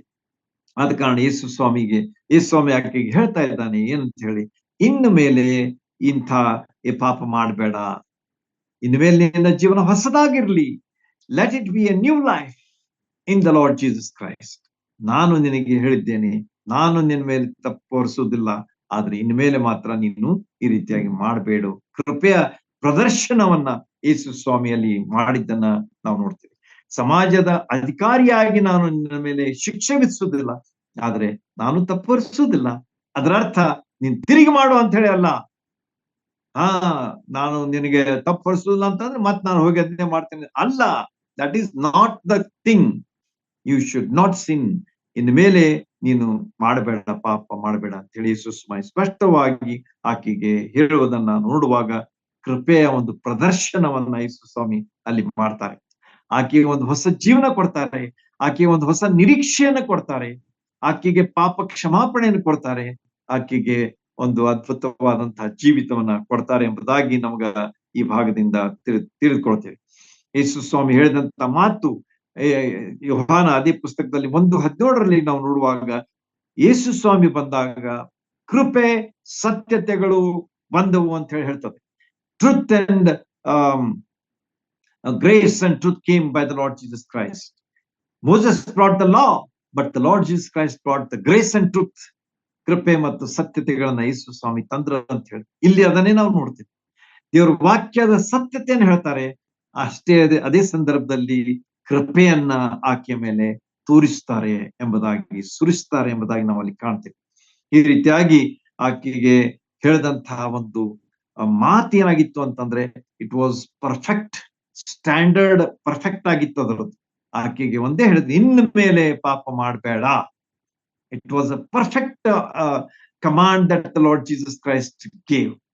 ಯೇಸು ಸ್ವಾಮಿ ನಮಗೂ ಸಹ ಹೇಳ್ತಾ ಇದ್ದಾರೆ ಏನಂತ ಹೇಳಿ, ಪಾಪ ಮಾಡ್ಬೇಡ್ರಿ, ನೀವು ಪಾಪದಿಂದ ಬಿಡುಗಡೆ ಹೊಂದಿದ್ದೀರಿ, ನೀವು ಹೊಸ ಸೃಷ್ಟಿಗಳಾಗಿದ್ದೀರಿ, ಹೊಸತನದಲ್ಲಿಯೇ ಜೀವಿಸ್ರಿ, ಹಳೆತನಕ್ಕೆ ಹೋಗ್ಬೇಡ್ರಿ ಎಂಬುದಾಗಿ ಯೇಸು ಸ್ವಾಮಿ ಹೇಳುವುದನ್ನ ನಾವು ದೇವರ ವಾಕ್ಯದಲ್ಲಿ ಸ್ಪಷ್ಟವಾಗಿ ಕಾಣ್ತೀವಿ. ಹೀಗಾಗಿ ನಾನು 2 ವ್ಯತ್ಯಾಸಗಳನ್ನ ಹೇಳಿ ಮುಗಿಸ್ತೇನೆ, ಸಮಯ ಆಗಿದೆ ಆಲ್ರೆಡಿ. ಯಾಕಂದ್ರೆ ನಮ್ಮ ಟಾಪಿಕ್ ಏನಾಗಿದೆ ಅಂತಂದ್ರೆ ಕೃಪೆ ಮತ್ತು ಧರ್ಮಶಾಸ್ತ್ರದಲ್ಲಿರ್ತಕ್ಕಂಥ ವ್ಯತ್ಯಾಸ. ಓಕೆ, ನಮಗ ರೋಮಾಪುರದವ್ರಿಗೆ ಬರೆದ ಪತ್ರ 3ನೇ ಅಧ್ಯಾಯ 20ನೇ ವಚನ ಓದೇ ಬಿಡೋಣ. ಅಂದ್ರೆ ಅದರಿಂದ ನಿಮ್ಗ ಎಕ್ಸ್ಪ್ಲನೇಷನ್ ಮಾಡುವಂತ ಅವಶ್ಯಕತೆ ಇಲ್ಲ. 3:20 ನೋಡ್ರಿ, ಒಂದು ವಚನ ಅಷ್ಟೇ ಓದ್ತೇನೆ. ಯಾಕಂದರೆ ಯಾವನಾದರೂ ನೇಮ ನಿಷ್ಠೆಗಳನ್ನು ಅನುಸರಿಸಿ ದೇವರ ಸನ್ನಿಧಿಯಲ್ಲಿ ನೀತಿವಂತನೆಂದು ನಿರ್ಣಯಿಸಲ್ಪಡುವುದಿಲ್ಲ. ಧರ್ಮಶಾಸ್ತ್ರವು ಪಾಪದ ಅರಿವನ್ನ ಉಂಟು ಮಾಡುತ್ತದೆ. ನೋಡ್ರಿ, ಧರ್ಮಶಾಸ್ತ್ರ ಅಂದ್ರೇನು? ಪಾಪದ ಅರಿವನ್ನ ಉಂಟು ಮಾಡುತ್ತದೆ. ಅದರಿಂದ ನಾವು ನೀತಿವಂತರೆಂದು ನಿರ್ಣಯಿಸಲ್ಪಡುವುದಿಲ್ಲ ಎಂಬುದಾಗಿ ಇಲ್ಲಿ ನಮಗ ಸ್ಪಷ್ಟವಾದಂತ ವಿವರಣೆಯನ್ನ ಪೌಲನು ನಮಗೆ ರೋಮ 3:20 ಮಾಡಿದ್ದಾನೆ. ಎರಡನೇದಾಗಿ ನಾವು ನೋಡುವಾಗ ಈ ಧರ್ಮಶಾಸ್ತ್ರ ಆ ಸ್ತ್ರೀಗೆ ಅವ್ರು ಏನ್ ಹೇಳ್ತಾ ಇದ್ದಾರೆ, ಮರಣದಂಡನೆಯನ್ನ ಅವರು ವಿಧಿಸ್ತಾ ಇದ್ದಾರೆ. ಯಾರು? ಅಲ್ಲಿದ್ದಂತ ಫರಿಸಾಯರು, ಶಾಸ್ತ್ರಿಗಳು. ಈ ಸ್ತ್ರೀಗೆ ಮರಣದಂಡನೆ ಆಗ್ಬೇಕು, ಕಲ್ಲೆಸೆದು ಕೊಲ್ತೇವೆ ಎಂಬುದಾಗಿ ಕಲ್ಲಿಡ್ಕೊಂಡು ಬಂದಿದ್ರು. ಆದ್ರೆ ಯೇಸು ಸ್ವಾಮಿಯಲ್ಲಿ ಕೃಪೆಯನ್ನ ತೋರಿಸಿದ ಎಂಬುದಾಗಿ ನಮಗ ಅಲ್ಲಿತ್ತು. ಅಂದ್ರೆ ವ್ಯತ್ಯಾಸ ಎಷ್ಟು ಸ್ಪಷ್ಟವಾಗಿದೆ. ಮೊದಲನೇದಾಗಿ ಪಾಪದಿಂದ ಅದು ನಮಗ ಪಾಪದ ಅರಿವನ್ನುಂಟು ಮಾಡ್ತದೆ, ಆದ್ರೆ ಪಾಪದಿಂದ ಬಿಡುಗಡೆ ಕೊಡುವುದಿಲ್ಲ. ಆದ್ರೆ ಕೃಪೆಯಿಂದ ನಂಬಿಕೆಯ ಮೂಲಕವಾಗಿ ನಾವು ರಕ್ಷಿಸಲ್ಪಟ್ಟಿದ್ದೇವೆ ಎಂಬುದಾಗಿ ನಾವು ಎಫೆಸದವರಿಗೆ ಬರೆದ ಪತ್ರ 2ನೇ ಅಧ್ಯಾಯದಲ್ಲಿ ಅದನ್ನ ನಾವು ಸ್ಪಷ್ಟವಾಗಿ ಓದ್ತೇವೆ. ಅದೇನಂತಂದ್ರೆ, ಕೃಪೆಯಿಂದ ನಂಬಿಕೆಯ ಮೂಲಕ ರಕ್ಷಣೆ ಹೊಂದಿದ್ದೀರಿ. This is the main difference that we always find. ಧರ್ಮಶಾಸ್ತ್ರ ಮತ್ತು ಕೃಪೆಯ ಮೇಲೆ. ಕೃಪೆಯಿಂದ ನಮಗ ಜೀವನ ಸಿಗ್ತದೆ ಎಂಬುದಾಗಿಯೂ ಸಹ ನಮಗ 2ನೇ ಅಧ್ಯಾಯ 5ನೇ ವಚನದಲ್ಲಿ ನಮಗ ಅದು ಎಫೆಸದವರಿಗೆ ಬರೆದ ಪತ್ರದಲ್ಲಿ ಹೇಳಲ್ಪಟ್ಟಿದೆ. ಕೃಪೆಯಿಂದಲೇ ನಾವು ಬದುಕಿದ್ದೇವೆ. 2ನೇ ಅಧ್ಯಾಯ 5ನೇ ವಚನ ಎಫೆಸದವರಿಗೆ ಬರೆದ ಪತ್ರ. ನೋಟ್ ಮಾಡ್ಕೊಳ್ರಿ, ಓದ್ರಿ. ಬದುಕಿದ್ದೇವೆ, ಜೀವನ ನಮಗೆ ಸಿಕ್ಕಿದೆ. ಎದರಿಂದ? ಕೃಪೆಯಿಂದ. ಯೇಸು ಸ್ವಾಮಿಯವರು ತೋರಿಸಿದಂತ ಕೃಪೆಯಿಂದ ನಮಗೆ ಜೀವನ ಸಿಕ್ಕಿದೆ, ಬದುಕಿದ್ದೇವೆ. ಧರ್ಮಶಾಸ್ತ್ರದಿಂದ ನಮಗೆ ಮರಣದಂಡನೆ, ಆದ್ರೆ ಕೃಪೆಯಿಂದ ನಮಗ ಬದುಕುಳಿಯುವಂತಹ ಜೀವನ ನಮಗೆ ಸಿಕ್ಕಿದೆ. ಧರ್ಮಶಾಸ್ತ್ರದಿಂದ ನಮಗ ಪಾಪದ ಅರಿವುಂಟಾಗಿದೆ, ಆದ್ರೆ ಅದರಿಂದ ಬಿಡುಗಡೆ ಸಿಗುವುದಿಲ್ಲ. ಕೃಪೆಯಿಂದ ನಮಗ ಬಿಡುಗಡೆ ಸಿಗ್ತದೆ, ರಕ್ಷಣೆ ಸಿಗ್ತದೆ. ನೋಡ್ರಿ, ಎಷ್ಟು ಅದ್ಭುತವಾದಂತಹ ವ್ಯತ್ಯಾಸಗಳನ್ನ ಯೇಸು ಸ್ವಾಮಿ ಈ 10 ವಚನಗಳಲ್ಲಿ ನಮಗೆ ಸ್ಪಷ್ಟವಾಗಿ ತೋರಿಸಿದ್ದಾರೆ. ಆದ ಕಾರಣ ಎಲ್ಲಾ ವಿಷಯಗಳನ್ನ ನಾವು ಧ್ಯಾನಿಸೋಣ. ಇದನ್ನ ನೋಟ್ ಮಾಡ್ಕೊಂಡಿದ್ದೀರಿ, ರಾತ್ರಿ ಸ್ವಲ್ಪ ನೆನ್ಪು ಮಾಡ್ಕೊಳ್ರಿ, ಆಮೇಲೆ ಇದ್ರ ಬಗ್ಗೆ ಇತರಿಗೆ ತಿಳಿಸ್ರಿ. ಆಗ ಅವರಿಗೂ ಸಹ ಆಶೀರ್ವಾದ ಸಿಗ್ತದೆ ಮತ್ತು ನಿಮ್ಗೂ ಸಹ ಅದ್ ನೆನ್ಪುಳಿದು ಬಿಡ್ತದೆ. So this is an exercise you can always do it in your life so that you will retain what you have heard. ನೀವು ಏನ್ ಕೇಳಿದ್ದೀರಿ ಅದು ಉಳಿದು ಬಿಡ್ತದೆ ನಿಮ್ ಕಡೆ. ಆಮೇಲೆ ನೀವು ಹಾಗೆ ಬಾಳ ದಿವ್ಸ ಬಿಟ್ಬಿಟ್ರೆ ಅದು ಸ್ವಲ್ಪ ಮರೆತು ಬಿಡ್ತದೆ ಹಾಗೆ. ಆದ ಕಾರಣ ದೇವ್ರ ವಾಕ್ಯದ ಸದುಪಯೋಗ ಮಾಡಿಕೊಳ್ಳೋದಕ್ಕೆ ದೇವರು ತನ್ನ ವಿಶೇಷವಾದಂತಹ ಸಹಾಯವನ್ನು ನಮಗೆ ದಯಪಾಲಿಸ್ಲಿ. ದೇವರ ನಾಮಕ್ಕೆ ಸ್ತೋತ್ರವಾಗಿ.